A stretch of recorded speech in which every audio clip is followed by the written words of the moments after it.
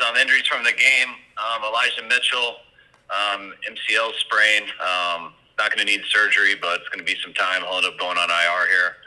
Javon Kinlaw had the ankle sprain, but we're not expecting that to bother him. He should be all right. Nothing else from the game.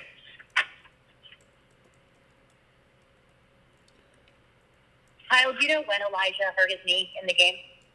Yeah, he did it on near the red zone. I think he had I want to say it was like a 16-yard run.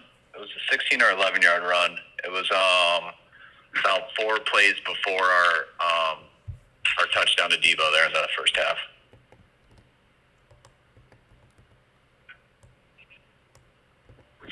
Kyle, now that you guys take a look at the film, what did you? What's that? Do you have a rough time frame on when you expect Elijah back? I mean, we're estimating around 2 months, 8 weeks, so give or take a few. So hopefully it goes well and it's earlier, but you never know with those things. So, but that's what we're guessing. Now that you had a time to look at film, how did the 3 interior offensive line guys do like yesterday? I thought they did a real good job. I thought they did good in pass protection. I thought it was a real good, positive first game for those 3. By no means were they perfect, but I thought they did a real good job for the first time.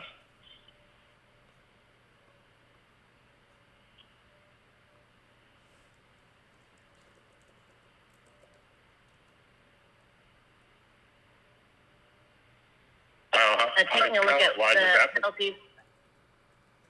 Taking a look at the penalties on Dre Greenlaw, what have you assessed from watching the film now? It was an unfortunate one. I couldn't tell on the films. You had to go to the TV copy. We didn't have it on the film from our angle, so I saw it on the TV copy this morning. And he has his back to him. He's reaching around trying to grab for the ball. He can't see where because the guy has his back turned to Greenlaw, and he reaches and grabs, and it happens to be his face mask, and then he lets go of it. But they're going to call that because he did grab his face mask, but there's not much Drake could have done different about it. It was unfortunate, and what we got to do is overcome after that. And we had our opportunities to overcome that after it. I think we dropped the pick. I think Huff had a TFL after that. Then they ended up converting the 3rd down, so it ended up hurting us in the long run. But we got to stuff like that happens, and it's no excuse to give up the whole drive. Kyle, Elijah obviously went through a lot last year. What kind of spirits was he in today after you got a chance to see him?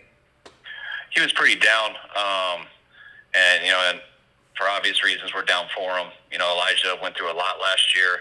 It was well documented the injuries he had. He had really worked hard this offseason. He was feeling really good going into that game, and man, I thought he looked really good before he got hurt. And just the unfortunate hit that he had. I'm trying to tell him to keep his head up. Anybody who would have got caught in that situation would have gotten hurt. With the way his foot planted in the ground and the guy hit his knee, I think we were just real fortunate it wasn't worse.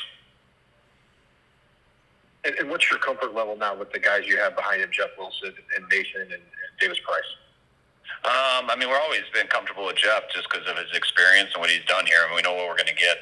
The other 2 guys, they made our team for a reason. They're 2 talented players who we think can help us a lot running the ball, but they got to grow up fast. They're trying to compete and learn how to play better without the ball in their hand. With injuries and stuff, they're going to have more opportunities to get some carries and things like that, obviously. But they got to grow up and get this experience while on the run. So a lot more pressure will be on those guys, and we're going to have to pick it up as a group to help them out. Kyle, what was your take on Jawan Jennings' performance yesterday? Not just the 4 catches, but his performance in run blocking. On whose? Jawan Jennings. I thought Jawan had a real good game. He made some big plays for us as usual on 3rd down. I thought he blocked very well. Missed one on the goal line that I know he'd love to have back, but I thought he had one of the better games on offense.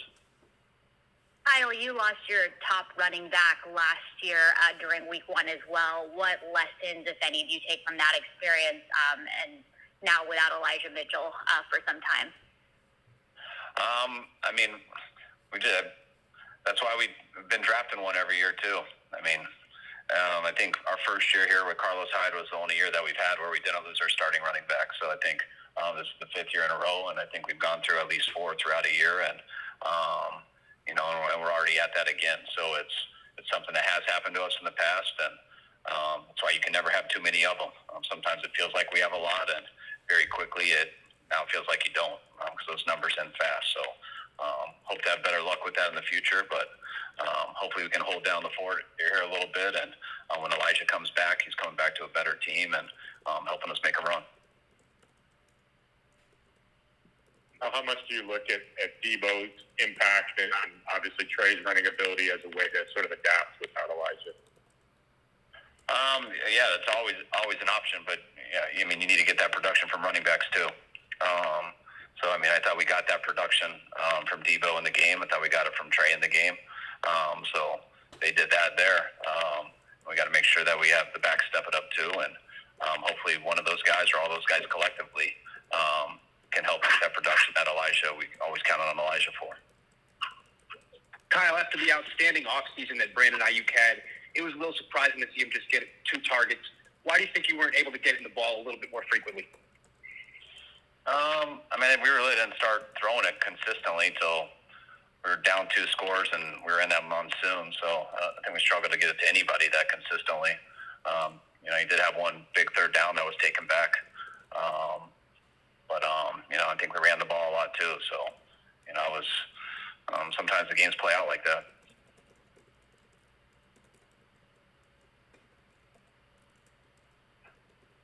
Anything else? Kyle, what did you see from Deshaun Gibson and Talanoa Hufanga out there? I was real impressed with their play. Huff was all over the place. I mean, it seemed like that live, and I felt even stronger once I watched the tape. I thought Gibson had a huge challenge stepping in and playing for Jimmy Ward. He had looked good in practice all week, and it was awesome to get him out there. You could tell he's a vet who could recognize offensive schemes and do some stuff, and almost had a chance for that big pick right after that penalty that we had.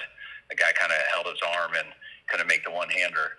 That was almost a huge play, but I was really happy with how both those guys played. Considering the penalties, is there any? When considering the penalties, is there anything that you emphasize in particular, or do the guys know to take a look hard at themselves after that? Oh, no. I mean, those are things we emphasize going into the game, and so that's why we're all so sick about it. We knew how that was going to be. You know how it is when you dive at sliding quarterbacks, and no matter what happens, you got to get them down, but when they slide, you got to avoid them. You can't land on top of them. It's something we a lot, and it is a very tough thing to do for those guys, but that's part of this game, and so you can't have any excuses with it. And so we were real disappointed in that. We felt like going into the game we had every chance to stop their offense, and we felt their chance on us, their only chance we felt would be like that. And I think we gave up 200 yards on offense, and 140 of those were on the 3 drives we committed those penalties. Kyle, I think in 2019 it was the opener against. Status going into this week. What's George Kittle's status going into this week, and was he close at all to being able to play on Sunday? He thought he was. That's why he made the trip and stuff. But we decided pretty early there Saturday night, just talking to doctors and stuff. We wouldn't. I haven't really found out about him today. I've been doing all this stuff from the people from the game, so hope he's ready to go Wednesday, but not sure yet. I know he'll be working to get back this week. Kyle, I think it was 2019. You guys had the opener against Tampa. I looked it up. You had 11 penalties in that one. Obviously, you won that game, but is there any correlation, do you think, between a lot of penalties and a season opener kind of knocking off rust, or do you think that was purely coincidental? I don't know. It could be. I mean, I think it was more coincidental. I think, I think the one, especially, the personal fouls were stuff that, that happens when you have a running quarterback, and that's stuff we got to be a lot better at. And we got one similar to Tampa Bay that year when Jameson acted like he was going to slide, and then didn't, and Quan ended up getting ejected. So that's kind of the challenge of that stuff.